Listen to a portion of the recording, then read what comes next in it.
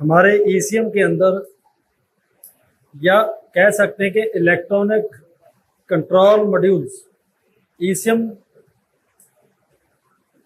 पहले इसकी परिभाषा थी इंजन कंट्रोल मॉड्यूल।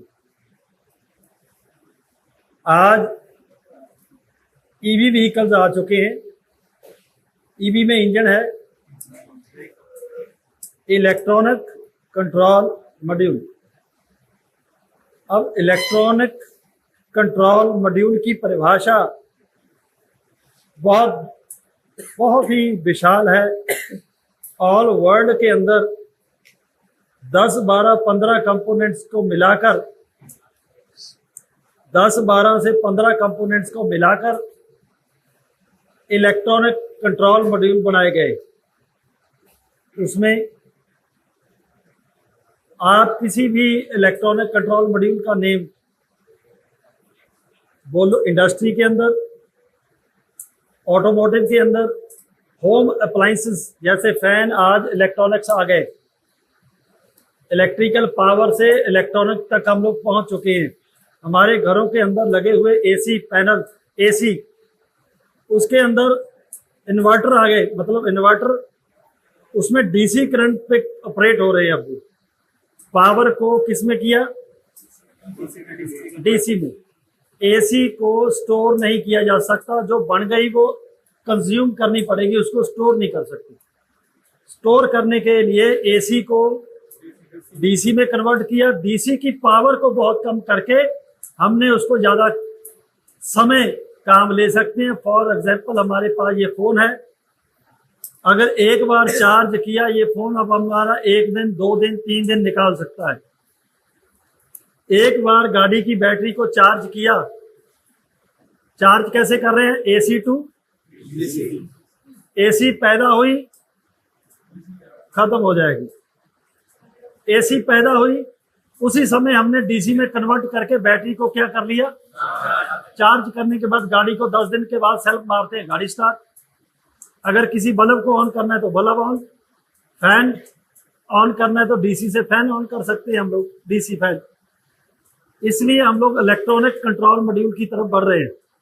मतलब अभी 25 साल के बाद, अभी मुझे मतलब इंडिया के अंदर ये टेक्नोलॉजी 25 साल पहले इंडिया में मेक इन इंडिया आई। मतलब इंडिया के अंदर ईसीएम जो आए, बाहर से आए, जो हम लोगों ने मारुति कार में फिट किया, हुंडई में किया, टाटा ने किया, महिंद्रा ने किया, शेवरले ने किया, हुंडई ने किया। लेकिन जो टेक्नोलॉजी आई 2000 के अंदर आई हमारे पास। 2000 से पहले मैटिस, सीलो, ऐसी कुछ मॉडल आ रहे थे। ये कौन से कंपनी थी सर, पता है किसी को? 1900 डेब्यू। ये गाड़ियां मैंने ये 94 से 2000 तक का इनका सफर देखा। मैटिस में तो कुछ नहीं किया गया, अगर ईसीएम फॉल्ट हुआ चेंज कर दो। और यहाँ तक कि यहाँ हमारे एक रोड पे गाड़ी बंद हो गई, सीलो गाड़ी, पता ही नहीं लगता क्या करे, ये बदलो वो बदलो, चल हो गया, टाइम वेस्ट। तो ये गाड़ियों के अंदर डीजल इंजन, पेट्रोल बाहर रखो, डीजल रख दो। इसलिए 2000 साल तक ये काम ईसीएम रिपेयर का जीरो ही था। और ईसीएम 200 रुपए का ईसीएम मिलता है, कबाड़ में वो 200 रुपए का भी नहीं है। ये हालात रहे 2000 साल तक ईसीएम रिपेयर के। और उसके बाद 2000 के बाद मारुति गाड़ी में आया, और 2002 में इस काम को, जब ये काम स्टार्ट किया गया, तो वहां पे पहला जो टेक्नीशियन था वो रेडियो और टीवी को रिपेयर करने वाले टेक्नीशियन थे, जिन्होंने ईसीएम को रिपेयर किया। और रिपेयर करने का तरीका, और मुझे ये खुशी है कि मैं इनिशियल स्टेज में आया इस काम में। जो मेरे से पहले काम कर रहे हैं वो रेडियो और टीवी का काम करते हैं, रेडियो और टीवी से कन्वर्ट हो गए। पहले, अगर किसी आपकी एज कम है, पहले मारुति कार के अंदर टाइमिंग को चेक करने के लिए एक लाइट थी, क्या बोलते हैं उसको? Timing light. वो टाइमिंग लाइट का काम निकलता था। वो टाइमिंग लाइट डीसी है, कंपोनेंट्स उसमें यही लगे हुए, डायोड, रजिस्टर, ट्रांजिस्टर। तो जो हमारे पंजाब का पहला टेक्नीशियन है ईसीएम रिपेयर के अंदर, उन्होंने मुझे जैसे बताया कि मैं मारुति कंपनी में वो गया कि कोई टाइमिंग लाइट फॉल्टी है, 10-12 टेक्नीशियन एक मारुति गाड़ी के आजू बाजू खड़े। उन्होंने मुझे बुलाया, यार ये इसका ये मॉड्यूल है, इसमें फॉल्ट पड़ गया, तुम चेक करोगे? उसने बोला चेक कर दूंगा। गाड़ी मेरे पास भेजनी पड़ेगी और एक टेक्नीशियन देना पड़ेगा, और वो ये ईसीएम था। और इस ईसीएम को अगर आप देखोगे, पिन का डाटा इसमें ही लिखा हुआ है, टोटल जितने भी कंपोनेंट्स लिखे हुए हैं उस पर टी, आर पे रजिस्टर, डायोड पे डी, ट्रांजिस्टर पे टी, सब कुछ लिखा हुआ है, कैपेसिटर पे सी, सब कुछ लिखा हुआ है। और एक एक पिन का डाटा, ये पिन किस लिए यूज होती है? For injectors, for map sensor, for came shaft sensor, for coils, इसमें लिखा हुआ डाटा। कंपनियों ने काम को समझ में ना आए, 2000 सब में तो इसी तरह दिया। अगर 2002 में, 3 में चले गए, 4 में चले गए, ये ईसीएम आया, चेंज किया जनरेशन। यूरो 2 के बाद 3 आई। उन्होंने कहा यार ये इन लोगों को समझ में आने लगा, काम बंद कर दिया, ऊपर लिखना बंद कर दिया, ये आर है, ये टी है, ये डायोड है, मॉसफेट है, सब कुछ लिखना बंद कर दिया। और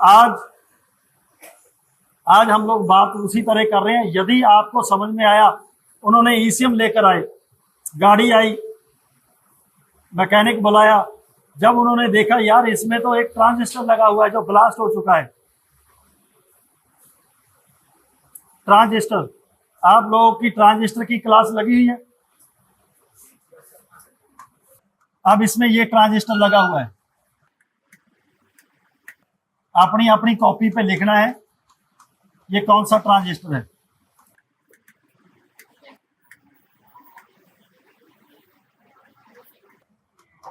अपनी कॉपी पे लिखो इसकी, ये कौन सा ट्रांजिस्टर है। कैसे? आपने बोला NPN, आपने N ही क्यों बोला सबसे पहले? Very good. N पहला, ये क्या हो गया? अमीटर। दूसरा, तीसरा। अगर किसी टेक्नीशियन को ये क्लियर है, NP, इसमें NPN ट्रांजिस्टर लगा हुआ है। उन्होंने कहा कोई पुराना ईसीएम है? नहीं है। मार्केट में गए, NPN ट्रांजिस्टर लेकर आए, लगाया, ईसीएम रिपेयर हो गया। और 2005-6 तक वो नॉर्थ इंडिया में मास्टर हो गए, मतलब यूपी, बिहार, राजस्थान, JNK, पंजाब के, ये इन स्टेट्स के अंदर एक टेक्नीशियन है जो ईसीएम रिपेयर कर देता है। और एक टेक्नीशियन को यदि समझ में आया करंट कैसे पास होता है, फिर उसके लिए ईसीएम रिपेयर कोई मतलब नहीं है, वो इलेक्ट्रॉनिक कंट्रोल मॉड्यूल रिपेयर करने वाला टेक्नीशियन है। अगर आप लोग कंपोनेंट्स की वर्किंग को समझ जाते हो तो उसमें एक शब्द निकल कर आता है कि कंपोनेंट्स ऑन कैसे होता है। अब कंपोनेंट यदि ऑन होता है तो उसको क्या बोला जाएगा, यदि ऑन नहीं होता तो उसको क्या बोला जाएगा। सपोज करो, इसी पे हम लोग एग्जांपल लेते हैं। अगर मैं यहां पे, सपोज करो यहां पे पावर देनी बंद कर देता हूं तो ट्रांजिस्टर का क्या होगा? क्या होगा? हाँ जी, ऑन नहीं होगा। ऑन नहीं होगा, ऑन नहीं होगा, 3 शब्द है। क्या नहीं होगा? तो इसको हम लोग क्या लिख सकते हैं?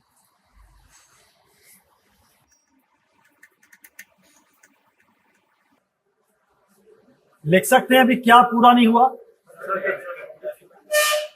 क्या पूरा नहीं हुआ? सर्किट। अब सर्किट का मीनिंग समझो क्या होता है।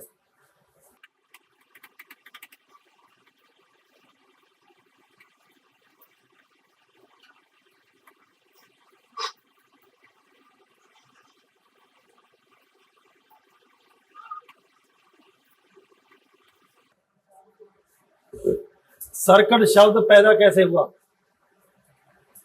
सर्किट शब्द, मेरी आंखें बंद हैं, माइक्रो कंट्रोलर की क्या है? आंखें। क्या हमारा जो ईसीएम के अंदर लगा हुआ माइक्रो कंट्रोलर है, इसकी कोई आंखें हैं? सिर्फ ये जजमेंट करता है, महसूस करता है, सेंस करता है कि बाहर सेंसर क्लोज हो गया तो वोल्टेज क्या हो जाती है? वोल्टेज में वापस आता क्या है? बाहर से क्या आता है? अभी हम लोग आगे आगे बात करेंगे कि अब इसको समझते हैं। सर्किट शब्द कहां से पैदा हुआ?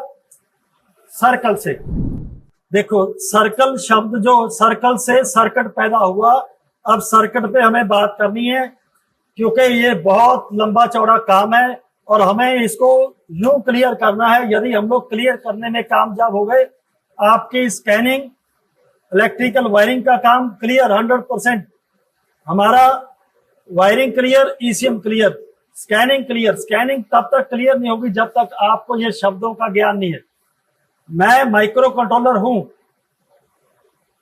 मैं क्या करता हूं? कंपोनेंट्स, ये कंपोनेंट्स है। मैं यहां पे एक मैसेज भेज दिया मैंने, आंखें बंद है मेरी, और यहां पे मैं एक्सपेक्ट करता हूं कि मेरे पास वापस जो मैंने वोल्टेज भेजी वो मेरे पास वापस आएगी। मेरी आंखें बंद है, आ गई।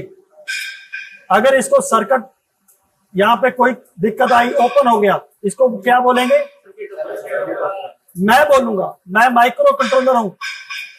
मैं जो डिजिटल, जो डायरेक्ट वोल्टेज है, मैंने यहां से भेजी और मैं एक्सपेक्ट करूंगा माइक्रो कंट्रोलर के मेरे पास वोल्टेज आए। इसको बोला जाता है सर्कल। सर्कल से पैदा हुआ सर्किट शब्द। बैठिए सर।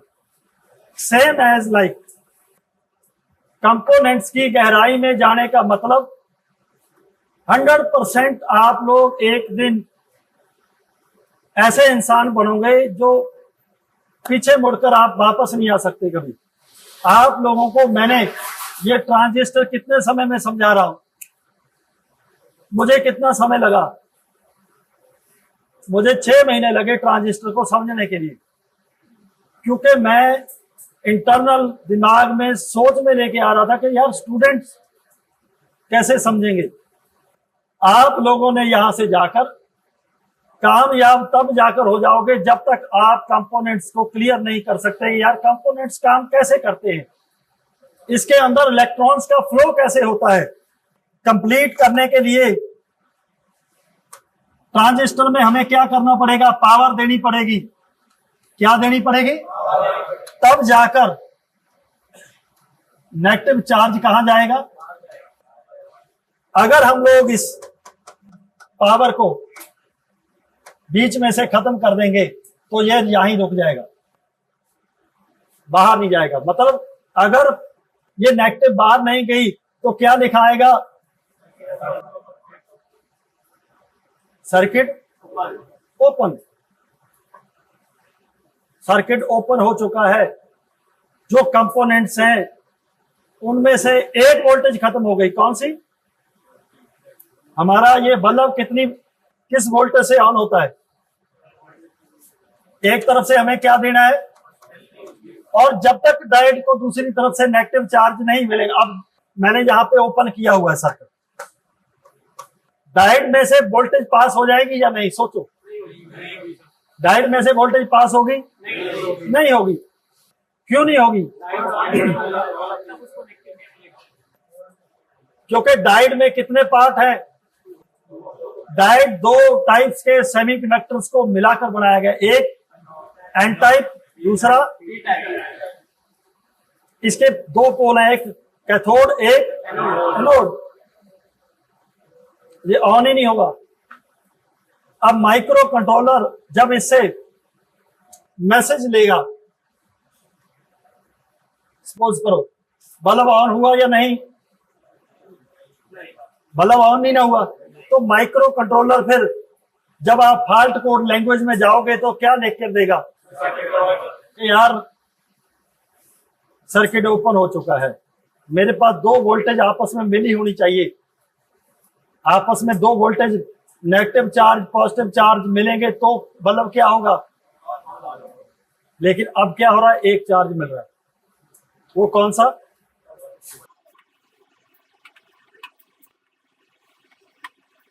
यहां कर। मेरे पास बैक रिपोर्ट दी, बैक रिपोर्ट दी तो माइक्रो कंट्रोलर क्या क्या कह रहा है कि मेरे पास एक ही नेगेटिव चार्ज आ रहा है, मुझे क्या नहीं मिल रहा साथ में। इस समय सर्किट क्या बोलेगा, ओपन। और 3500 कोड हैं जिसमें कम से कम 1000 कोड में कम से कम भी क्या लिखा आएगा, सर्किट,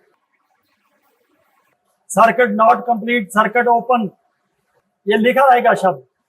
अगर सर्किट का मीनिंग समझ में आया तो हम लोग काम करेंगे, यार सर्किट ओपन किस कारण से हो सकता है, इसके कितने कारण हो सकते हैं, तो आप लोग डेफिनेट काम क्लियर करोगे।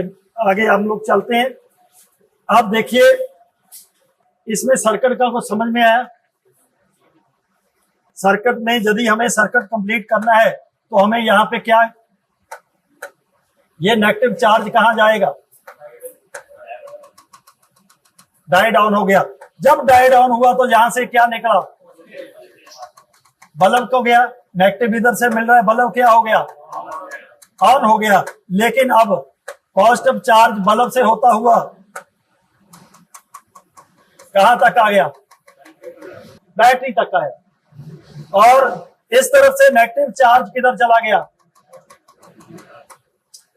अगर नेगेटिव चार्ज और पॉजिटिव चार्ज ऑपोजिट साइड में चलते हैं तब जाकर हमारी बैटरी क्या हो जाती है, डिस्चार्ज, खत्म हो जाती है बैटरी।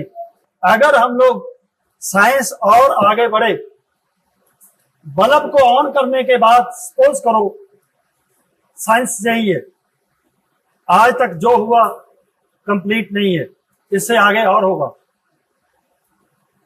उनमें से आप में से कोई आगे बढ़ सकता है, यस।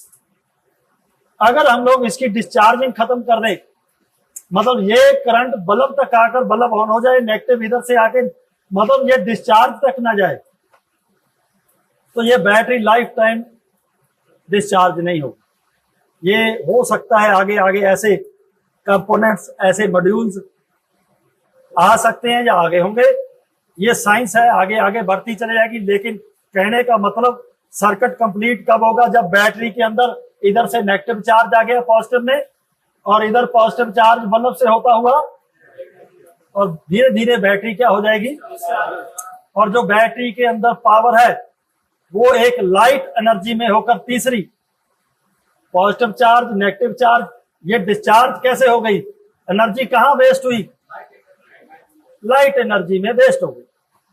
ठीक है, अब हम लोग अपने पॉइंट्स पे आते हैं। सर्किट क्लियर है, सर्किट क्लियर। अब नेक्स्ट लेवल पे चलते हैं, समझते हैं इसको। सर्किट हमारा जो माइक्रो कंट्रोलर है इन ECM repair, electronic control module repair, कि यार माइक्रो कंट्रोलर किस तरह काम करता है। दुनिया के किसी भी इलेक्ट्रॉनिक कंट्रोल मॉड्यूल में वो सिग्नल लेता कैसे है, रिसीव कैसे करता है,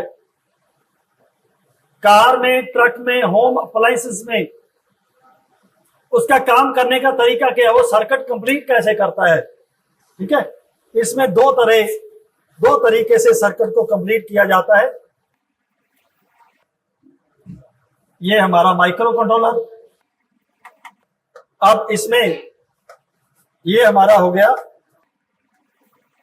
सेंसर। सेंसर में हमें क्या क्या मिलता है, पॉजिटिव,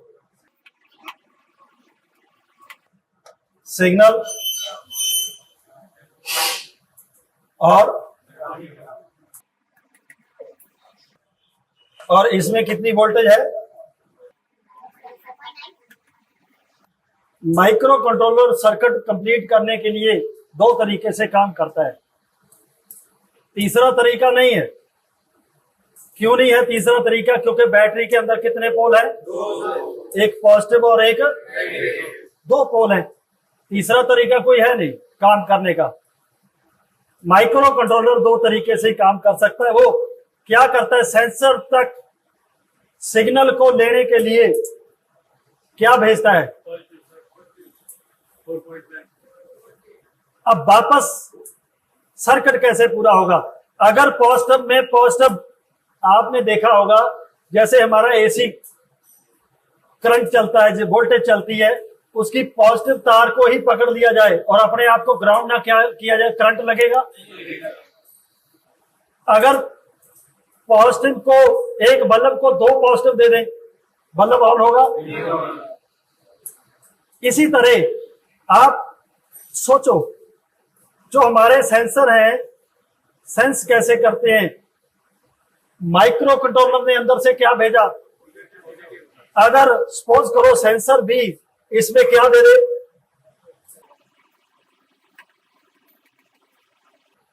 जब दो पॉजिटिव आपस में मिलते हैं तो उनका कोई रिएक्शन होता है? वो कोई काम कर सकते हैं? कोई काम नहीं होगा। रिएक्ट होना है, रिएक्ट। सेंसर हमारे ऑपोजिट वोल्टेज भेजते हैं और दूसरी तरफ से सेंसर से क्या आएगा? माइक्रो कंट्रोलर अपने अंदर से पॉजिटिव चार्ज सेंसर तक भेज रहा है, जो आपको मैं ओपन कनेक्टर में चेक करवा रहा हूं, तो वापस सेंसर से क्या जाएगा? नेगेटिव। अब दूसरी कंडीशन, अब माइक्रो कंट्रोलर एक सेंसर तक क्या भेज रहा है?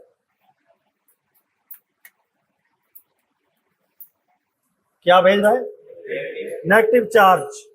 यहां पे आपको -12 मिलेगा और यहां पे आपको क्या मिलेगा? ठीक है जी।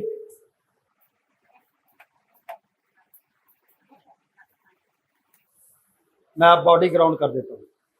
अब ये कंडीशन आपको किस सेंसर में मिलती है गाड़ी के अंदर?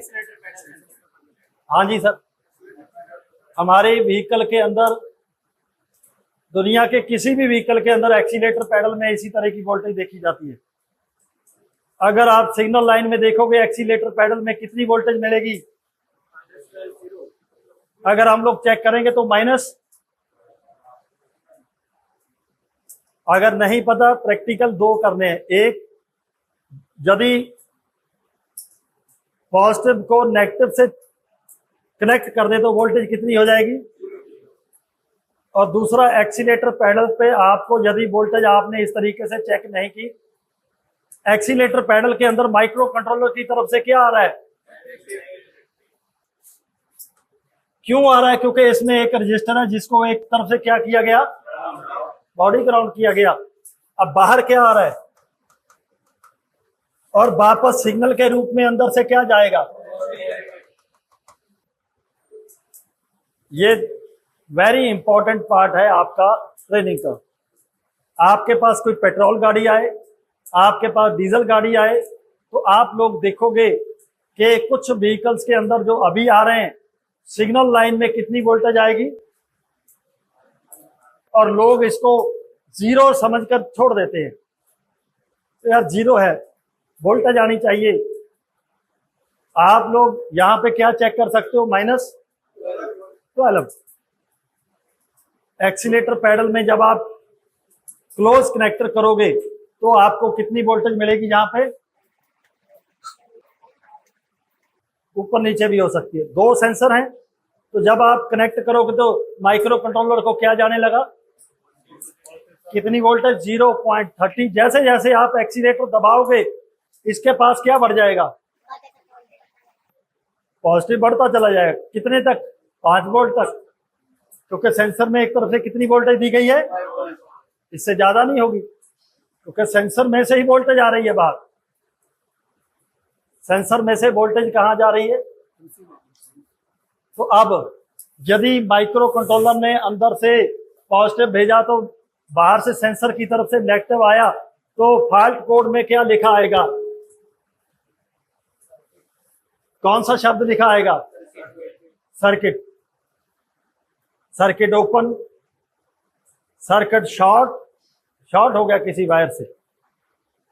सर्किट का शब्द के दोनों मुझे कंप्लीट नहीं मिल रही हैं, मैंने अंदर से पॉजिटिव भेजा था, मुझे नेगेटिव नहीं मिल रही है, तो सर्किट क्या हो चुका है? सर्किट ओपन हो चुका है। इस तरह आप लोगों को इसको बनाइए। इसमें कोई आपका क्वेश्चन है उसको कॉपी पे लिखिए, नहीं समझ में आया दोबारा बात कीजिए।